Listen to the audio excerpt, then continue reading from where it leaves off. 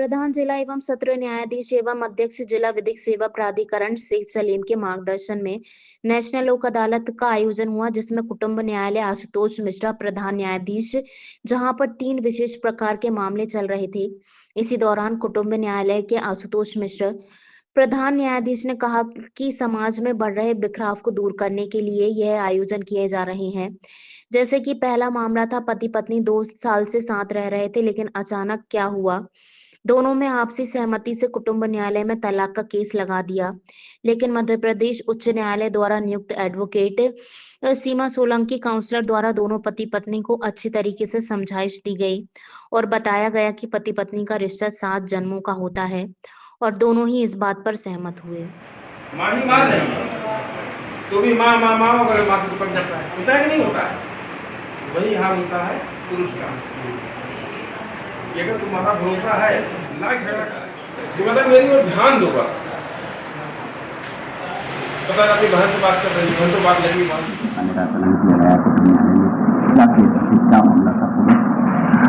यूँ तो लोक अदालत में अन्य बहुत सारे प्रकरणों का निराकरण हुआ है, लेकिन आज 3 विशेष प्रकार के मामले थे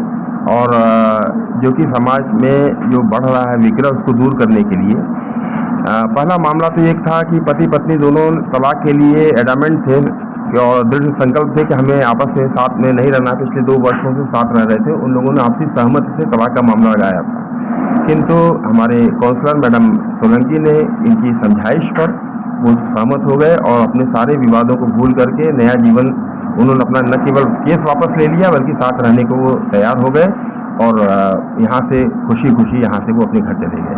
दूसरा मामला ये था कि 2 छोटी बच्चियाँ हैं, उनकी माँ नहीं है और ससुर में और दामाद में आपस में विरोध था। एक छोटी बच्ची नाना के साथ थी, जबकि उसकी बड़ी बहन, वो भी हालांकि भी अब नाबालिग है, वो अपने पिता के साथ थी। दोनों बहनों में आपस में मुलाकात तक नहीं होती थी उनके विरोध की वजह से, लेकिन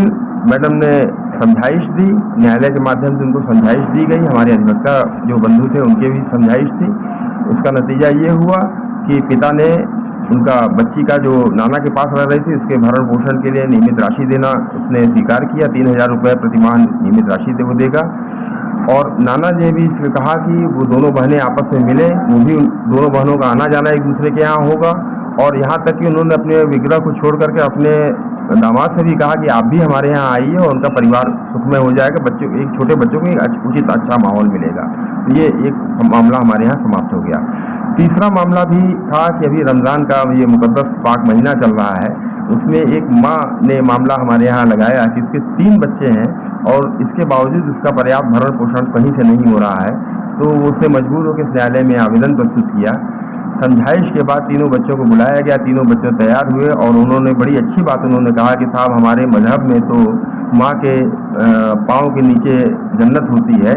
और उन बच्चों ने माफ़ी मांगी, माँ से क्षमा मांगी और माँ ने भी उनको खुले दिल से आशीर्वाद दिया और उन्होंने माँ के पैरों के नीचे बैठ करके माफ़ी मांगी और उन्होंने आजीवन उनका भरण पोषण करने को तैयार हुए और सब खुशी खुशी अपने घर चले गए।